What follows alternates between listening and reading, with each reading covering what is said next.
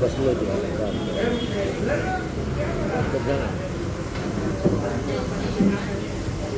कुठे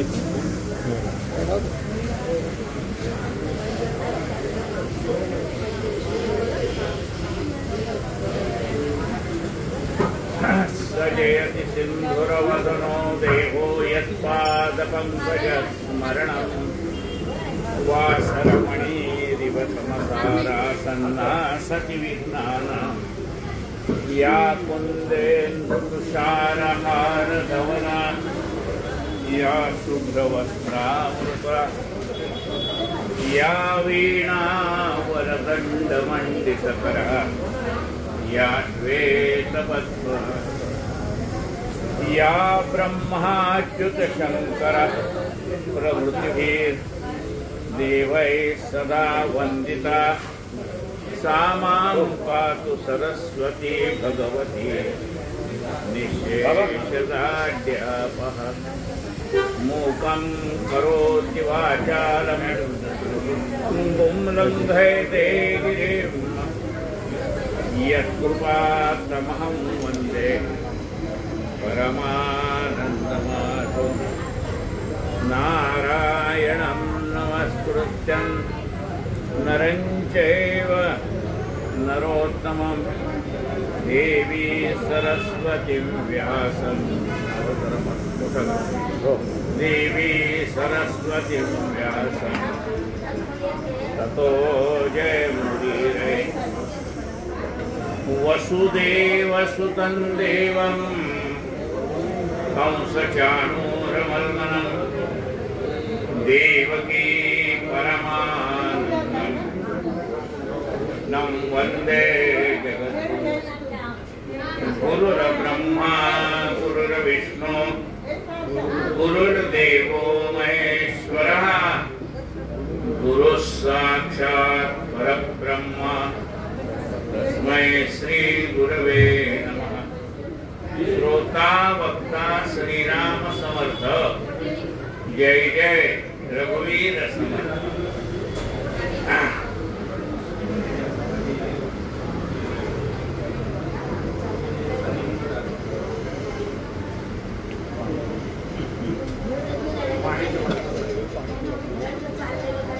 काल आपण पाहिलं की देवीने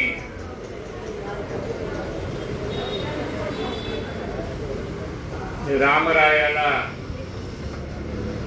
राम रावण युद्धामध्ये बल दिलेला आश्विन शुद्ध प्रतिपदा ते दसऱ्यापर्यंत हा देवीच्या पूजनाचा कार्यक्रम झाला। देवीने रामरायाला शक्ती दी। रामाने रावणाचा वध केला। रावणाचं सामर्थ्य वर्णन करताना ब्रह्मदेव त्यांना पंचांग वाचून दाखवतोय। सर्व देव आपापली कामं करतायत असं आपण ऐकलं। एवढा पराक्रमी रावण म्हणजे एवढा विद्वान की 4 वेद त्यांनी खंड केली आणि तांडव नृत्य हे शंकराने रचलेले आहे, हे रावणाने रचलेले आहे। इतका विद्वान, पण इतका विद्वान असून सुद्धा त्याची बुद्धी भ्रष्ट झाल्यामुळे सगळं राज्य गेलं। मना सांगपा रावणा काय झाले, अकस्मात ते राज्य सर्वही उडाले। वर्णन केलंय रावणाचं। लाधली शिवाच्या वरे संपदा जाला, लाधली शिवाच्या वरे संपदा जाला, पण त्याला मनातला कुटील भाव नाहीसा झाला नाही। पंच पंचांग विधी तो सांगे त्या जरा नापीक तिथे मल्हारी जाहला रवी शुक्र शनीच्या करुणी पायऱ्या जानी रवी शुक्र शनीच्या करुणी पायऱ्या जानी वेदाची पाडली पदे असा तो ज्ञानी परी अनित्य केतूने सूर्य गिळला परंतु मनातली ही दुष्ट भावना न गेल्यामुळे त्याचं सगळं राज्य नाहीसं झालं. मग ही मनातली दुष्ट भावना कोण घालवू शकतं? देव तर परित्राणाय साधूनां विनाशायच दुष्कृताम् म्हणजे संहार करण्यासाठी जन्म घेतो, दुष्टाचा संहार करण्यासाठी. पण त्याची बुद्धी बदलू शकत नाही. देव देवी त्याची बुद्धी बदलू शकत. मग ह्या दुष्टाची बुद्धी बदलण्याचं सामर्थ्य कुणाकडे असतं? तर ते संतांच्याकडे. वाल्या कोळ्याचा वाल्मिकी करण्याचं. वाल्या नारदानी काय वाल्या कोळ्याला मारून टाकलं का? नारदानी वाल्या कोळ्याची दुष्टवृत्ती नाहीशी केली आणि त्याच्यातून संपूर्ण रामायण लिहून घेतलं. म्हणजे संत दुष्टाची दुष्ट प्रवृत्ती घालवून टाकतात. जे खळाची व्यंकटी सांडो तया सत्कर्मी रती वाढो भूता परस्परे पडो मैत्री जीवाड दुरितांचे किमिन जाओ विश्व स्वधर्म सूर्य पाहो जो जे वांछील तो ते लाहो. जगदंबा अशा रीतीने देवाने ज्या ज्या कारणासाठी बोलवलं त्या त्या कारणासाठी आली. मधुकैटभाचा नाश तिने केला, महिषासुराचा वध केला, चंड मुंड धूम्राक्ष शुंभ निशुंभ यांचा वध केला. आपण पुढे कोणते 8 मुख्य अवतार धारण करणार आहेत तेही देवीने सांगितलं. आणि देवीने वर दिला की तुम्हाला ज्या ज्या वेळेला संकट पडेल त्या त्या वेळेला तुम्ही माझी आठवण करा. तुम्ही आठवण केली की मी लगेच तुमच्या मदतीसाठी धावून येईल. असं सांगून 12व्या अध्यायामध्ये देवीने कोणता अध्याय वाचल्यानंतर काय फल मिळतं ते हे सांगितलं आणि देवी अदृश्य झाली. श्री गणेशाय नमः, श्री अंबिकाय नमः, श्री पार्वती अंग संभूते अखिल जगासे सुखदाते भावे नमन करतो तू ते पुढे ग्रंथ चालवावे. हे पार्वती माते सगळ्या जगाला सुख देणारी अशी तू आहे. अंबिका म्हणतात तुला. तुला माझा नमस्कार असो. पूर्वाध्यायाचे अंती चरित्र महिमा वर्णला निवती तैसीच जाण फलश्रुती देवीने स्वमुखे कथी. आता पुढील कथेचे श्रवण भावे करावे हो सज्जन जेणेकरून अंतःकरण सुखावे अपूर्व झावे. आता राहिलेली कथा ही तुम्ही एकाग्र व्हा मनाने आणि भाव जागृत ठेवून ही कथा श्रवण करा. ही कथा अशी श्रवण केल्यानंतर तुम्हाला अपूर्व सुखाचा लाभ होईल. पण सुख कुठं आहे? एका दुकानामध्ये A to Z असं लिहिलं होतं. A to Z याचा अर्थ काय? डोहाळ जेवणाच्या आधीपासून चिन्ह खुरकळली गोड बातमी आहे त्याच्या आधीपासूनची सगळी औषधं या दुकानात मिळते. अगदी मनुष्य म्हातारा होऊन गेल्यानंतर त्याच्या मर्तिकाचं सामान सुद्धा आमच्याकडे मिळेल. गुरुजी सहित सगळं असं ते A to Z दुकान होतं, जे सगळं मिळतं, काही मिळत नाही असं नाही. तेव्हा त्या दुकानात गेले आणि म्हणाले की आम्हाला सुख पाहिजे, देता का? ते म्हणाले सुख आमच्या जवळ नाही. म्हणजे मग हे सुख कुठं आहे? जया असं वाटे सुखची असावे, तेने रघुनाथ भजनी लागावे, स्वजन सर्व हे त्यागावे, दुःख मूलक जे श्रीराम. म्हणा ज्याला सुख पाहिजे त्यांनी रामरायाच्या चरणी जावं, पांडुरंगाच्या चरणी जावं. सुखा लागे करशी तळमळ तरी तू पंढरीस जाई एक वेळ, मग तू अवघाची सुखरूप होती जन्मोजन्मीचे दुःख.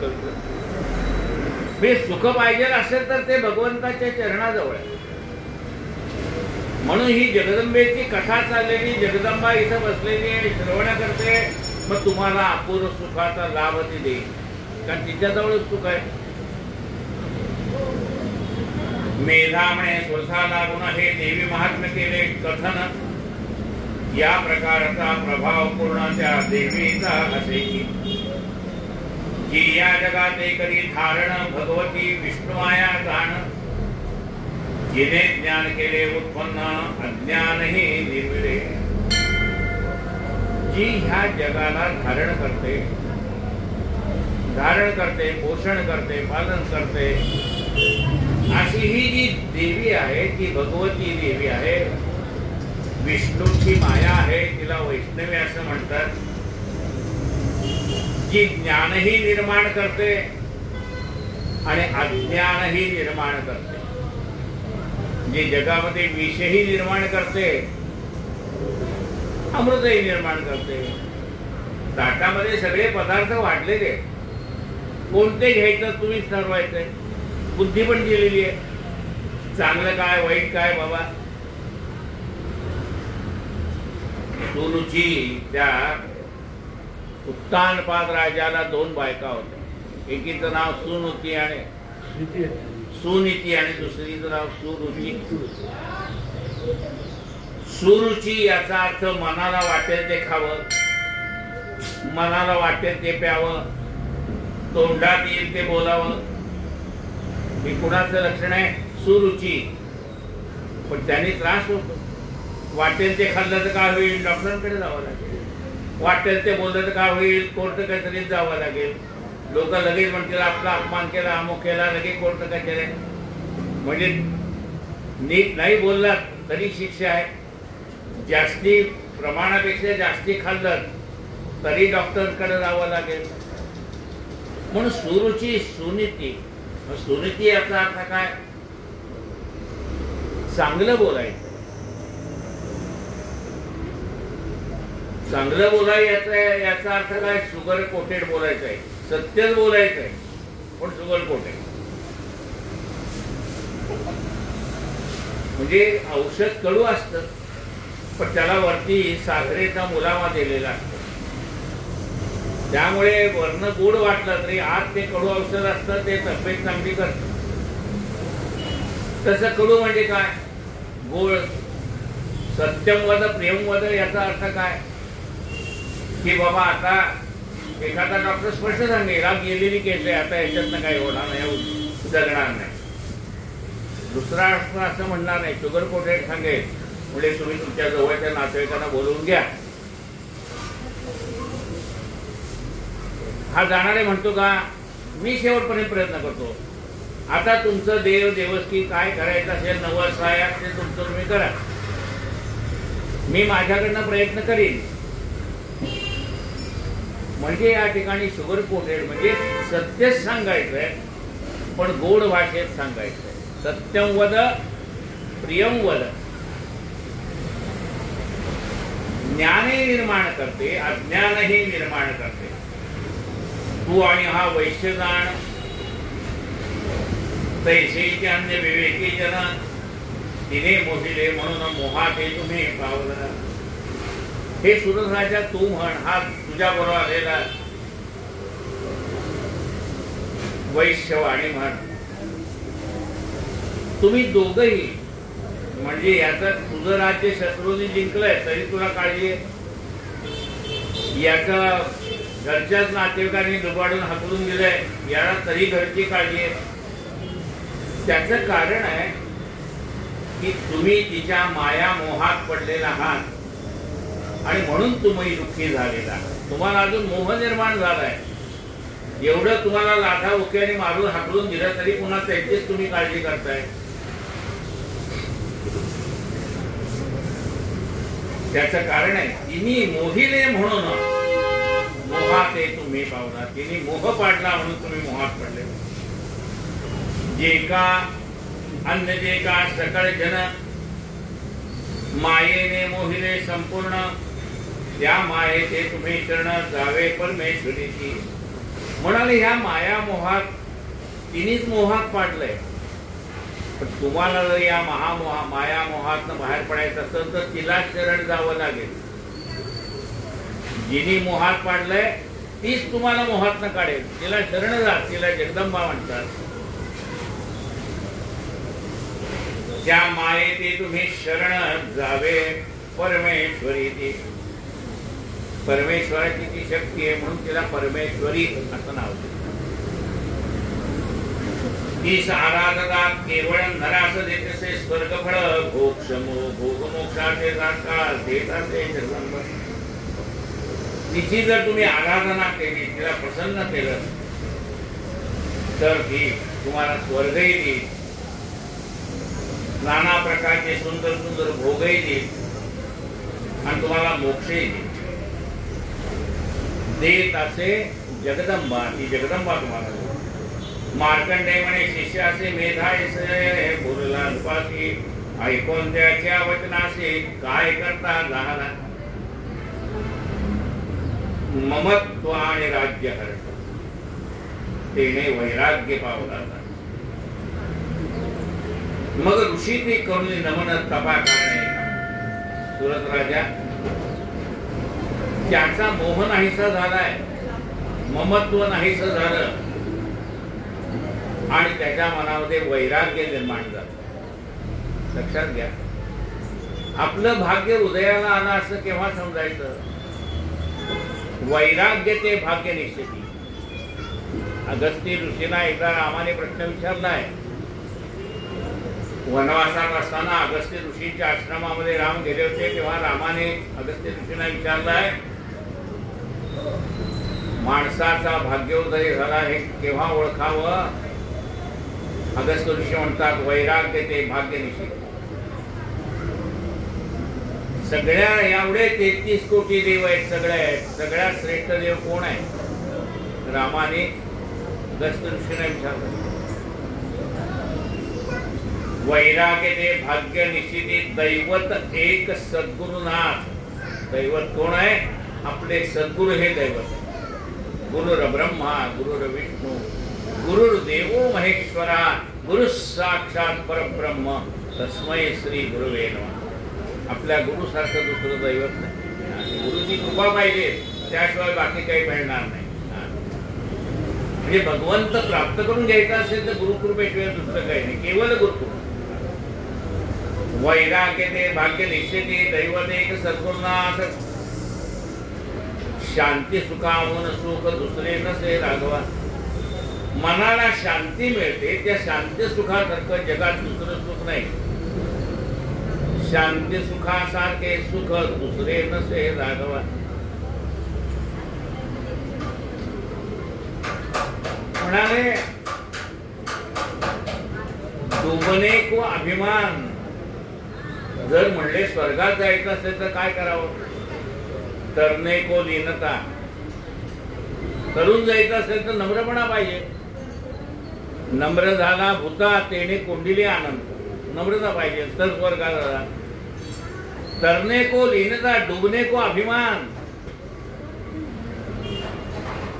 म्हणले काही द्यायचं आम्ही काय देऊ. म्हणजे जमीन दान देऊ का पैशाचं दान देऊ का वस्त्रदान देऊ का सुवर्णदान देऊ गोदान देऊ काय देऊ. देणे को अन्नदान. अन्नदानासारखं दुसरं दान नाही. द्यायचं असेल अन्नदान करा. देणे को अन्नदान. नहीं बोले आम्हाला द्यायचं माहितीच नाही, घ्यायचं माहिती, हमको लेने का क्या है उतना बोल दो, देने का बात छोड़ दो. म्हणजे ठीक आहे ते सांगतो तो, लेने को हरिनाम, घ्यायचं इथं भगवंताचं नाम घ्या. लेने को हरिनाम, देने को अन्नदान, करने को लीनता, डूबने को अभिमान. या राजाच्या मनामध्ये वैराग्य निर्माण झालं. राजा तपश्चर्या करता निघून गेला. ममत्व आणि राज्यहरणतेने वैराग्य पावला जाणं, मग ऋषी ते करून नवन तपाकारणे निघाला. पैसाचे वैश्यदान ऋषी लागे करून नवना, तोही वैराग्याचे पाहून तपाकारणे निघाला. हा समाधी नावाचा वैश्य सुद्धा त्याच्याही मनामध्ये वैराग्य निर्माण झालं. तोही तपश्चर्या करण्याकरता निघाला. अंबेच्या दर्शनाला रम्य नदी पुढे न पाहुणे, राहते झाले ते स्थानी तप करीत तेरवा. एका रम्य अशा नदीच्या किनाऱ्यावरती आपल्याला जगदंबा मातेचं दर्शन व्हावं या हेतूने, बघा लक्षात घ्या, कुठलंही कर्म करताना तुमचा हेतू काय. तुमच्या घरी समजा गुरुजी आले तर तुम्हाला काय विचारते, कशासाठी पूजा घातली, हेतू काय. अहो आमची तब्येत चांगली व्हावी म्हणून, आमच्या घरात काहीतरी दोन गोड शब्द कानावर यावेत म्हणून, आम्हाला प्रमोशन मिळावं म्हणून, पैसा मिळावा म्हणून, सत्ता मिळावी म्हणून काहीतरी हेतू आहे का. तो हेतू आधी सांगावा लागतो, कशासाठी मी कर्म करतो. तसं आपण सगळेजण जगदंबेची उपासना करतो, पण ह्या दोघांनी कोणत्या हेतूने जगदंबेची उपासना केली ते बघा काय म्हणतात. अंबेच्या दर्शना लागून रम्य पुनित पाहुणे, तेथे राहते झाले ते स्थानी तप करीत तेरवा. मला जगदंबेचं दर्शन व्हावं या हेतूने मी देवीची उपासना करतो. आपण ऐश्वर्य मिळावं, अमुक मिळावं म्हणून.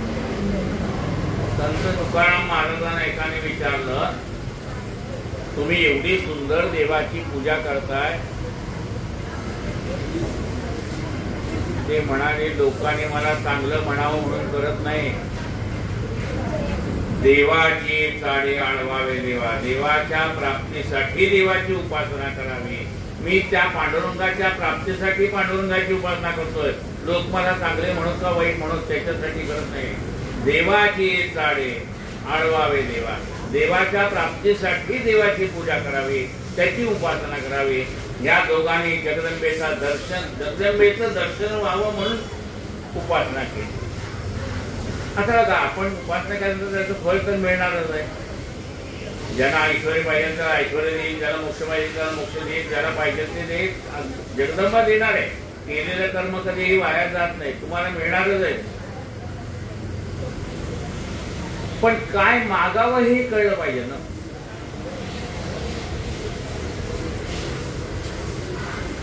एक मनुष्य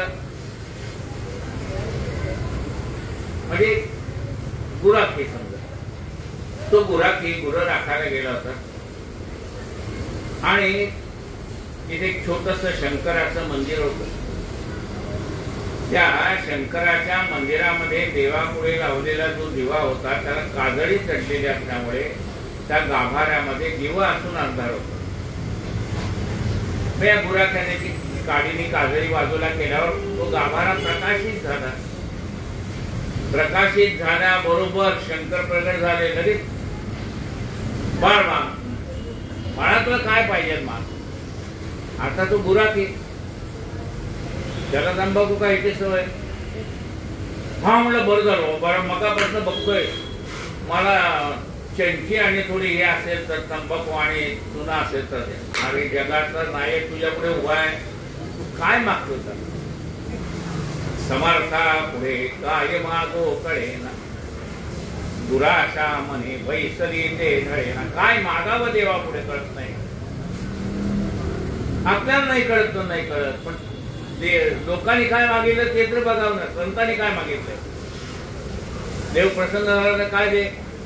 ओमद वाचा दे रे राम, विमल करणी दे रे राम, शब्द मनोहर दे रे राम, सावधपण मज दे रे राम, बहुत पाठांतर दे रे राम, मागो नेणे दे रे राम, मज नकळे ते दे रे राम. देवा मला काय मागावं कळत नाही, पण ज्याच्यामध्ये ह्या जीवाचं कल्याण असेल ते तू मला दे.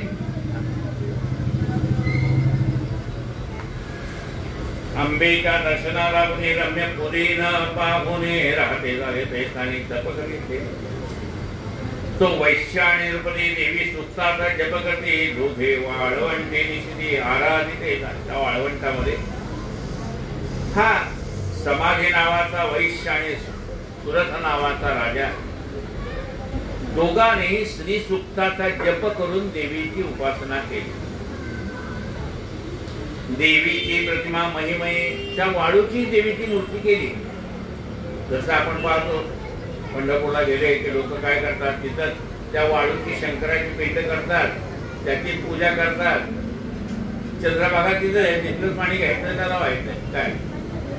तसंच त्यांनी त्या वाळूची देवीची मूर्ती केली.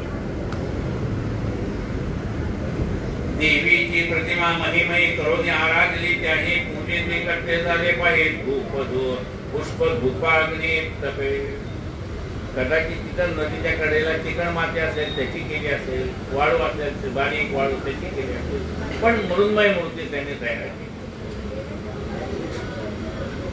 म्हणजे देवीची मूर्ती कशाची आहे याला महत्व नाही. ती मातीची आहे का, पितळेची आहे का, चांदीची आहे का, सोन्याची आहे का याला महत्व नाही. देवीची मूर्ती आहे ना, मग नुसता फोटो असला तरी ती देवीच आहे. त्याकडे आपण देवीची पूजा करतो ह्या भावनेने पाहिलं म्हणजे झालं. ती मूर्ती कुठल्या धातूची याला महत्व नाही. देवीची प्रतिमा महिमयी करून आराधली आहे. पूजेचे करते झाले पाहिजे. पुष्प धूपाग्नी सर्पणे आणून या पुष्पे आमोप लावून या धूप दीप फल नैवेद्य अर्पून जप करते झाले भावे. दोघे राहून निराहार अल्पाहारी राखले शरीर. देवीचे ठाई मन एकाग्र निमाते दत्ते झाले. दोघांनी आहार कमी ठेवला, अल्पाहार. म्हणजे काही लोक काय करतात, खडी साखर आणि पाणी. काही लोक काय करतात, फलाहार. काही लोक काय करतात, दूध घेऊन. म्हणजे काहीतरी पोटाला आधार पाहिजे. म्हणजे मी काही न खाता काही न पिता करा. तब्येत बिघडल्यावर काय डॉक्टर म्हणते कशा कोणी सांगितलं तुम्हाला करायला. आपल्या तब्येतीला काय झेपतंय हे पाहून त्याप्रमाणे उपवासाची पद्धत आपण ठरवावी. तरुणपणामध्ये सगळंच होऊन जातं, पण आपलं जसं जसं वय वाढत जातं तसं तसं तितकं करणं शक्य नसतं. त्यामुळे थोडंसं दूध करून म्हणा, थोडा फलाहार करून म्हणा, असा आपण उपवास करू शकतो. काय म्हणतो, दोघे राहून निराहार अल्पाहारी राखले शरीर. देवीचे ठाई मन एकाग्र नियमाचे धरते घालते. सगळ्यात महत्वाचं काय, आपलं मन जे सगळीकडे भरकटलेलं आहे. कुठं कुठं भरकटलंय मग, आपल्या घरातल्या माळ्यावरती ठेवलेल्या जुने कुंचे, जुने झाडू, ते सगळं टोपल्या काय, नामुक काय, तमुक काय, दिवाळीला आपण सगळं खाली काढतो. जी कधी 4 वर्ष 5 वर्ष 7 वर्ष झाली कधीही एक त्यातला पदार्थ वापरला नाही. पुन्हा दिवाळीला काढलं, ते रंग दिला की म्हणजे टाक वरती, हे राहू दे, ते राहू दे, ते राहू दे. त्याच्यात मन गुंतून पडलं. अरे जे कधी वस्तू वापरतच नाही ती तरी द्या, वापरणारी द्या म्हणलंय का. तुमचं बसायचा सोफा द्या असं कोणी म्हणलंय का, नाही ना. अरे ज्या वस्तू तुम्ही 3-3, 4-4, 5-5 वर्ष कधी त्याला हात लावत नाही त्या तर वस्तू दान करून टाका. दान नाही तर भंगारवाल्याला देऊन टाका, कोणाला तर द्या ना. नुसती आडगळे साठवून काय करणार. दोघे राहून निराहार अल्पाहारी राखले शरीर. देवीचे ठाई मन एकाग्र नियमाचे धरते. मुख्य काय, देवाच्या पूजामध्ये आपल्या मनाची एकाग्रता महत्वाची. निज गात्राचे काढून रक्त देते झाले बली निश्चित. ऐसे 3 वर्षेपर्यंत आराधती देवी. आपल्या अंगातून थोडं रक्त काढायचं, देवीला बली म्हणून अर्पण करायचं. आपण नाहीतर डॉक्टरला ब्लड देतोच, ते देतो का नाही, तो काढून देतो वर एवढं. पण त्यांनी काय अगदी लस कापून त्यात रक्त टाकलंय का? आपण ते करायचं नाही. हा, ते मी वाचून दाखवतोय, तुम्ही लगेच घरी जाऊन ट्रायल करणार, तसं नाही करायचं. त्याची ताकद होती, त्यांनी केलं. त्याला 3 वर्ष उपासना केली. निजे कांत्राचे काढ देणे झाले बने निशिरायचे 3 वर्षेपर्यंत आराधची देवी. मग 3 वर्षानंतर देवी संतुष्ट झाली, त्यावर स्वरूप धरून सांगणार प्रत्यक्ष बोलती झाली. 3 वर्षानंतर देवी प्रगट झाली. प्रत्येकाने विचार करावा, आपण किती वर्ष देवाची उपासना करतो, अजून देवी प्रसन्न नाही. कारण देवी प्रसन्न व्हावी म्हणून केलंच नाही. हो, देवी माझं चाळीत मी राहते, मला 1 BHK किंवा 1 RK मिळावे म्हणून पूजा केली. देवी आमच्या घरात पाळणा होऊ दे म्हणून पूजा केली. देवी प्रमोशन मिळू दे म्हणून पूजा केली. देवी प्राप्त व्हावी, देवी प्रसन्न व्हावी म्हणून देवी प्रत्यक्ष प्रकट व्हावी म्हणून केली नाही. मग देवी म्हणते ह्याला काही एवढी घाई नाही. खरी पूजा कशी असावी? याची देही याची डोळा भोगी मुक्तीचा सोहळा. याच देहामध्ये मला परमात्म्याची प्राप्ती झाली पाहिजे, हा हेतू ठेवून परमेश्वराची उपासना केली. मग 3 वर्षानंतर देवी संतुष्ट झाली, त्यावर स्वरूप धरून साकार प्रत्यक्ष मूर्ती झाली. दोघास बोलली जगन्माता, जे मागणे ते मागा, इच्छित पावा तत्वता मद पासून. देवी प्रसन्न झाली. देव म्हणते मी तुमच्यावर प्रसन्न झाले, तुम्ही मागून घ्या, जे लागेल ते मागा. हे नृपा, हे वैश्या दान संतुष्ट झाले तुम्हा लागून, आता मागाल ते देणं बरे तुम्हासे निर्णय. तुम्ही जे मागाल ते तुम्हाला दे.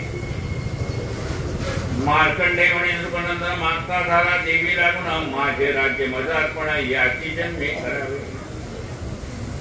आई तू प्रसन्न व्हावी म्हणून मी उपासना केली, मला काही नको आहे. पण देवी म्हणते मी द्यायला आले ना, माग ना बाबा. देवी म्हणते माग म्हणून मागतो. वाचली तर काय पाहिजे होतं? दर्शन पाहिजे होतं. तुझं दर्शन झालं नाही, म्हणजे नुसतं दर्शन नको, काहीतरी माग तुला द्यायचे. बरं म्हणाले माझं घेतलेलं राज्य मला परत मिळू द्या.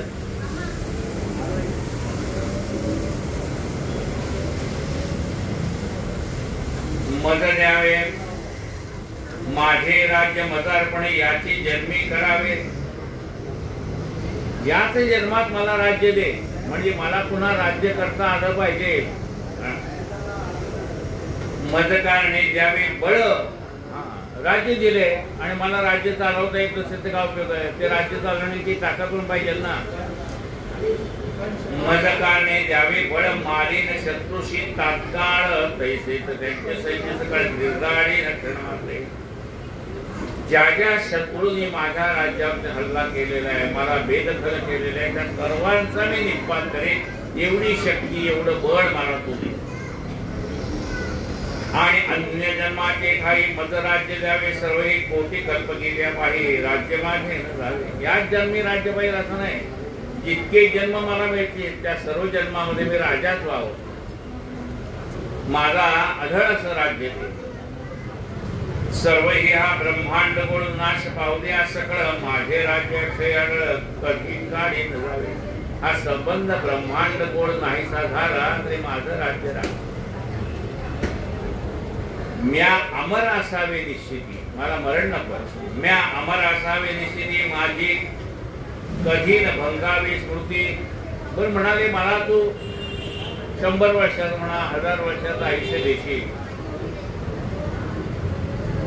पण बुद्धी गेली तर काय कामाचं? मग तिथे आल्यावर लोक विचारतात हो ह्याला ओळखलं का? असा बघतोय, त्याला काही आठवत नाही. बघतो ना आपण, अहो यांना ओळखलं का? तो कोणाला ओळखत नाही. म्हणजे अशी बुद्धी गेलेली, मला भरपूर ऐकलेलं, कोमात गेलेला म्हणून. असं किती वर्षाचं आयुष्य असेल तर काय कामाचं आहे? म्हणजे जोपर्यंत मला आयुष्य आहे तोपर्यंत माझी स्मृती जागृत पाहिजे, आठवण मला पाहिजे, सगळ्याला मला ओळखता आलं पाहिजे. सगळ्यांशी बोलता आलं पाहिजे. काय मागतात ते बघावं आपण. काय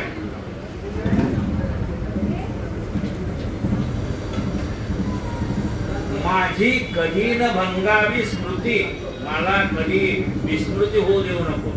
आठवत नाही असं होतं उपयोगी नाही. जरा रोगाची स्थिती माझी ठावी नसावी, मी आजारी पडू नये. त्यानंतर वैश्यवरीला वैराग्य झाले, त्याला ज्ञानाचे मागता झाला, देविकाने वैश्यवला आहे मला वैराग्य झालंय, आता मला ज्ञान दे. पण ज्ञानाशिवाय काय उपयोग नाही. ज्ञान पाहिजे. ज्ञान असलं तसं काय अज्ञान नाही. ज्ञान आलं की अज्ञान नाहीच होतो. दिवा लागला की अंधार नाहीच होतो नाही. तसं ज्ञानप्राप्ती झाल्यावर अज्ञान नाहीच होऊन जातं. आई मला ज्ञान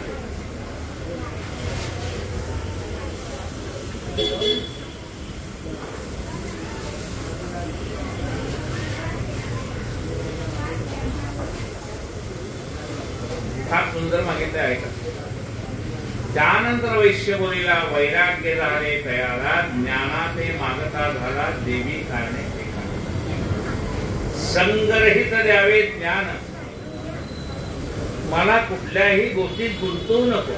संगरहित द्यावे ज्ञान, माझे मी हे नसावे भान.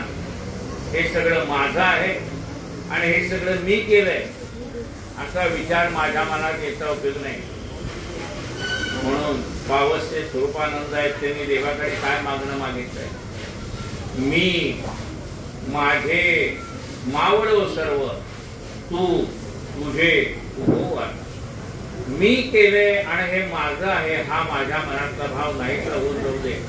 हे सगळं तूच केलंय आणि हे सगळं तुझंच आहे असा भाव माझ्या मनामध्ये जागृत होऊ दे.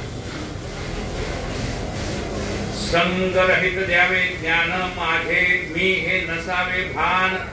पुन्हा जन्म मरण ब्रह्म निर्गुण व्हावे, मला पुन्हा जन्म मरण नको. लक्ष 84 फिरलो कोठे न सुखला, दैव योगे आलो शरण समर्थाची. लक्ष 84 होऊन फिरलो, आता कुठं सुख मिळालं नाही.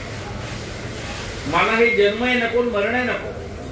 जन्म मरण नको देवा, नको एरधार, नको ऐहिकाचा देवा व्यर्थ पडिवा. जन्म मरण नको देवा, नको एरधार. ब्रह्म निर्गुण व्हावे, मी ब्रह्मस्वरूप व्हावं अशी मला असा वर्ग. ऐकून दोघांच्या बोला देवी बोधेवाला स्वल्पराज्य दिवसात राज्य तुला प्राप्त होईल. थोड्याच दिवसात तुझं राज्य परत मिळेल असं सुरत राजाला देवीने आशीर्वाद दिला. असा आशीर्वाद सकाळी शत्रुदय मारून राज्य पावशी अखंड जाणार, सर्व सुखाचे पाहून सर्वभंग पुढे पाहून मृत्यू सूर्यापासून पावशी जन्म, सावर्णी म्हणून होईल नाम राजा होईल. आता हा जन्म झाल्यानंतर पुढे तू सूर्यकुळामध्ये सूर्यापासून निर्माण होते आणि सावर्णी म्हणून तू जन्माला येईल. वैश्यवर्या मधपासून तुवा वांछिला भरपूर्ण त्याश्रेष्ठ ज्ञानाचे मी लीन होईल ज्ञान तुझा. वैश्यामी तुला तू मागितलेला वर दिलाय, तुला ज्ञानप्राप्ती होईल. आता ज्ञान कशाला म्हणायचं. मला ज्ञान मिळालं असं आपण ज्यावेळी मिळतो ना, ते ज्ञान नसतं, ती पोट भरायची विद्या आहे. 14 विद्या 69 कळा, याला ज्ञान म्हणत नाही, याला पोट भरण्याची विद्या म्हणतात. खरं ज्ञानाची व्याख्या काय. जाणणे आपणाशी आपण या नावं ज्ञान, आपल्या आत्मस्वरूपाची आपल्याला जाणीव, याला ज्ञान म्हणलेलं आहे. बाकीचं सगळं ज्ञान आहे ते पोट भरण्याची विद्या.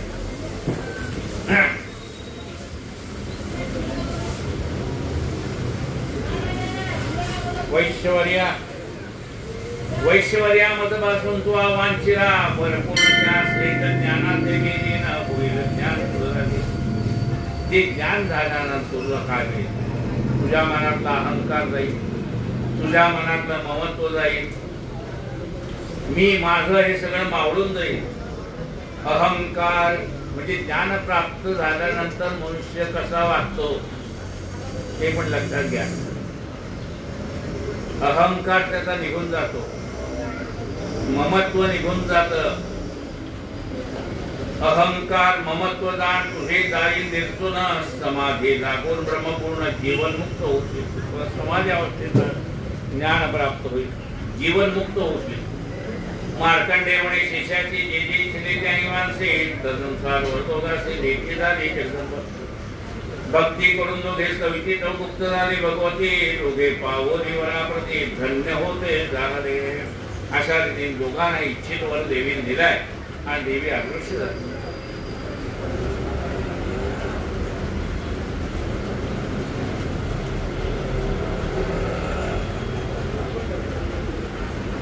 भक्ती करून दोघे सविती लोक मुक्त झाले भगवती दोघे पाहून वराप्रती धन्य होते झाले. असो या प्रकारे सत्वरा पाहून देवीपासून वर सर्व क्षत्रियामध्ये तो सुरराजा झाला. तो होऊन सार्वभौम सुख भोगले अनुभव मग गती पाहून उत्तम सूर्यपुत्र झाला. सूर्यापासून पावला जन्म सावर्णी म्हणून झाले नाम सर्व मनवंतरात अष्टमोसा झाला. पंचभूत लय पावते तेव्हा तद्रूप वैद्रुपदे मागुती झाली अभूत स्थिती मनोहू विराटवा. हा सूर्यापासून जन्म झाला पुढे त्याचा आणि आठवा मनुष्य झाला सावर्णी म्हणून. ज्या वेळेला ही पंचमहाभूत सृष्टीच्या प्रलय काळामध्ये नाहीचे होतात म्हणजे गुप्त होतात, त्या परमेश्वरी स्वरूपात लिप्त होतात, तसा हाही त्या ब्रह्मस्वरूपात लिप्त होईल. पुन्हा ज्या वेळेला भगवंताला असं वाटेल ही सृष्टी निर्माण करावी त्यावेळेला हाच सावर्णी म्हणून पुन्हा अवतार घेईल, पुन्हा राज्य करेल. पंचभूत लय पावते तेव्हा तद्रूप वैद्रुपदे मागुती झाल्या भूत स्थिती मनोहो विराटवा. त्रयोदश अध्यायापर्यंत देवी शरीर बर्मात होत मार्कंडे शिष्यासनिश्चित अष्ट्यादरे निवेदिले. हेचे नैमिषारण्य सुते निवेदिले शौनकादिकाते एका तुम्ही चुकले माते ते हे तुम्हाला निवेदिले. असो या प्रकारे करून दिले सुरदासी वरप्रधान आणि समाधी विचारा गुण वरप्रधान अर्पले. देवीच्या प्रसारेकडून दोघे झाले धन्यदान. पुढले अध्यायी पण प्राधानिक रहस्य याचे करता श्रवण पठण सर्व जाते सर्व संकटे जाते निर्गुण उत्तम ज्ञानप्राप्ती पूर्ण होई आणि सर्व संपदाची प्राप्ती सकल पीडा नाश पावते. अंकेवर विभावून गती स्वानंदी मग्न राहतो. ऐसे चरित्र सुरस गहन पैसेच्या पूर्व याचे श्रवण पदा पदाचा अर्थदान या अध्यायी निर्गुण. जैसे व्यासे कथले आणि देवीने बोलवले तैसेचे ते वर्णिले संशय नाही करू. त्या श्री देवी कारणे नमन आमुचे असो भक्ती करून वर्णे ग्रामस्थ राम ब्राह्मण शरण जावे. इति श्री मार्कंडेय पुराणे सावर्णिके मनवंतरे देवी भगवती महात्म्ये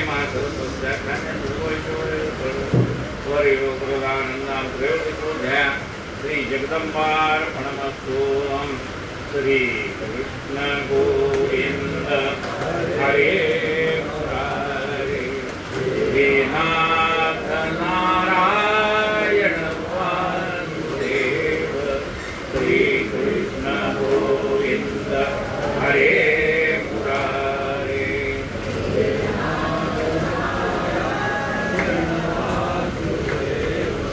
श्री कृष्ण गोविंद हरे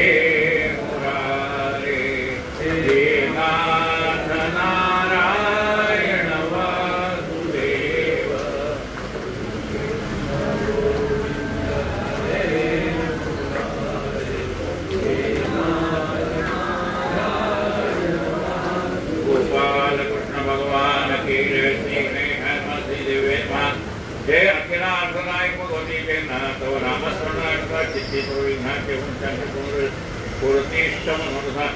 मग भक्तीचे काही तत्व जे असते निरंतर त्यांची पूर्वे पामी पामर काय बनवू शकेल. हे देवी भगवत नामस्मरण केलं तुझं तर सर्व विघ्न नाही ठेवून जात. मग जे भक्तिपूर्वक करतील त्याच्यावर तू कृपा करेल. म्हणजे साधं आवाहन न जानामी तवर्जनम पूजान न जानामी क्षम्यताम परमेश्वर असं जरी असलं मला काही कळत नाही पण मी केलंय. मग याला काहीही न कळता जो देवाची उपासना करतो त्याला जर देवी प्राप्त होते, तर ज्यांनी भक्तिपूर्वक केलंय त्याला देवीची कृपा मिळेल यात नवलच आहे. मग भक्ती केठा एकत्र जे असते निरंतर त्यांची सोडवी पामर काय वर्णू शकेन. ऐसा देवी तुझा महिमा नकळे वेदाधिकाशी सीमा घेऊन स्वय ब्रह्मा चौकटी स्थिरावर. देखे माझी काय प्रौढी जाया तो गुणा निधीचे कसरी.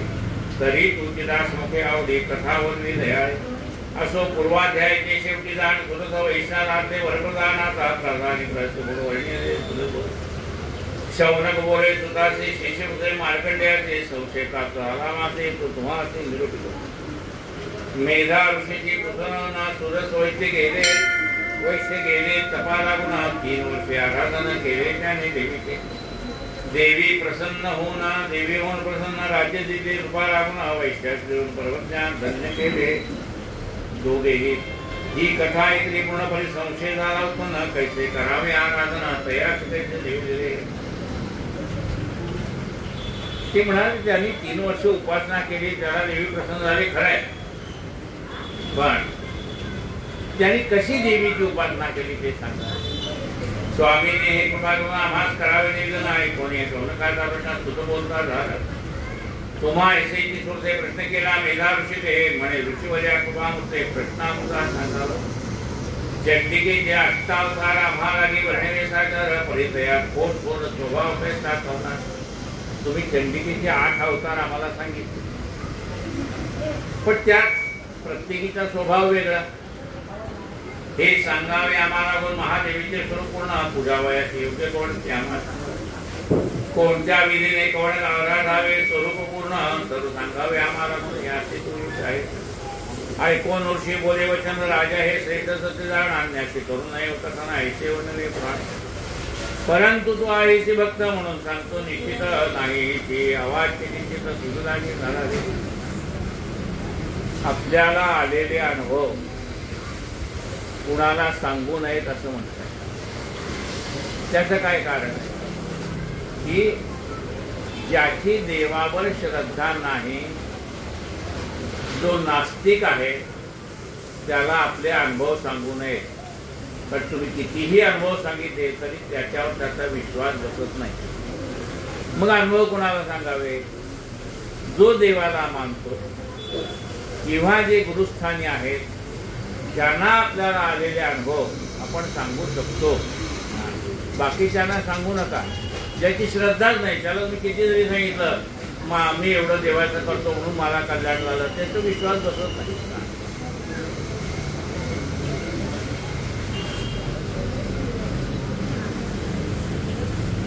परंतु तू आहे ते भक्त म्हणून सांगतो निश्चित नाही अवाच्य किंचित तुझला येणार. सकळांच्या आधीची जाण महालक्ष्मी असे आपण आधी सर्व जगाची पूर्ण त्रिगुण स्वरूप आहे. ती सगळ्यांची आदिमाया म्हणतात, तर ती महालक्ष्मी ही आदिमाया.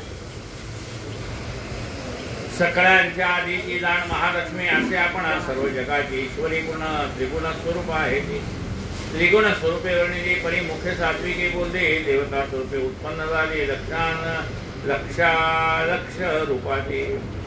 ही त्रिगुण स्वरूपामध्ये प्रगट झालेली जगदंबा आहे. भक्ताशी स्वरूप आहे लक्ष, भक्ताशी असे अलक्ष सर्व व्यापून स्वरूप असे राहिली. भक्तांना ती सर्व ठिकाणी दिसते, अभक्तांना कुठंच दिसत नाही. मातुलिंग गदा केट पानपात्रधारी स्पष्ट नागलिंग योनी वरिष्ठ धरती झाली मस्तकी. तप्त सुवर्णासारखा वर्णा तप्त सुवर्णाची भूषणे जाणं सकळ लोक शून्य पाहून आपल्या ते जे पूर्ण केला. शून्य पाहून सकळ लोक दुसरे स्वरूप धरलेले घर केवळ तमोगुण सगळे कृष्ण वर्णाचे झाले. पहिली जी लक्ष्मी वाट आहे ती सात्विक स्वरूपामध्ये प्रगट झालेली. दुसरी महाकाली जी निर्माण झाली आहे ती तामसिक रूपामध्ये. तव ती महाकाली जाणा भिन्ना जनासारखा वर्णा विक्राळ झाडायचो त्यांना विशाल लोचन घ्यायचे. तनुचे ठाई मध्यमापण नादी विषय शोभायमान कवच हाराचे एवढे करून धारण कसे झाले. शिराची माळा घातले जाण एके हाती हस्ती खडके घेऊन तुझ्या हस्ती पानपात्र करते झाली जगदंबा तिसऱ्या हाती धरले शिर चौथ्या हाती खेळ सुंदर अलंकृत चतुर्भुज समग्र शोभते महाकाली ही प्रमादोत्तमा काली तामसी पोस्ती झाली महालक्ष्मीची नामकर्म दे म्हणते माते तुझा नमो नमः। त्या काली मातेने महालक्ष्मीला मला एखादं नाव दे। महाकालीच्या एकूण महालक्ष्मी बोले आपण नामकर्माचे तुझा गुण महामाया महाकाली उत्तम महामारी क्षुधा तुषा हे नाम निद्रा कृष्णा एक वेळा परमा कालत्रयी दुरत्या ही 10 नामे दान कर्मे करून प्रतिवाद्य पूर्ण या नामकर्माचे जाणून पठण करतो। त्या तामसी देवीला 10 नावं देवीने दिली महालक्ष्मी म्हणाले तुला काही लोक महामाया म्हणून ओळखतील, काही महाकाली म्हणतील, उत्तम म्हणतील, महामारी म्हणतील, सुधा म्हणतील, तृषा म्हणतील, निद्रा म्हणतील, कृष्णा म्हणतील, एकवीरा म्हणतील, कालत्रय म्हणतील, दुरत्या म्हणतील। ही 10 नावं मी तुला दिली।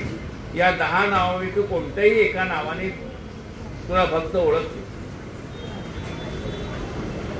यावरी बोलून एक आदिप्रद महालक्ष्मी काय करतं महासरस्वती रूप घेऊन तिसरी झाली। अति सरस्वतीचं स्वरूप अतिशुद्ध आहे। अतिशुद्ध सत्वगुण एकूण महासरस्वती झाली जाण चंद्रासारखे प्रभा पूर्ण धारण करते झाली। अक्षमाला अंकुश झाली वीणा पुस्तक घेऊन करी होती झाली श्रेष्ठ झाली नामे ऐका घेतली महाविद्या कामधेनु भारती आर्या ब्राह्मी वाको सरस्वती महावाणी वेद गर्भानिशिती ईश्वरी धावे। मग आली ती सरस्वती माता ही सत्वगुण संपन्न आहे। तिने अक्षमाला घेतलेली आहे म्हणजे हातामध्ये माळ आहे, अंकुश धारण केलेला आहे, वीणा धारण केलेले आहे, पुस्तकांमध्ये आहे। तिला अनेक नावांनी लोक ओळखतील। कोणी तिला महाविद्या म्हणतील, कोणी कामधेनु म्हणतील, कोणी भारती म्हणतील, कोणी आर्या म्हणतील, कोणी ब्राह्मी म्हणतील, कोणी वाकू म्हणतील, कोणी महासरस्वती म्हणतील, कोणी महावाणी म्हणतील, कोणी वेदगर्भा म्हणतील, कोणी धीश्वरी म्हणतील। अशी 10 नावं तिला आहेत। कोणत्याही एका नावाने तिची पूजा करू शकता। यानंतर महालक्ष्मी आपण बोलती झाली दोघी लागून तुम्ही आहे काही दान कन्यापुत्र निर्मावे। पण त्यांनी सांगितलं तुम्ही कन्यापुत्र निर्माण करा।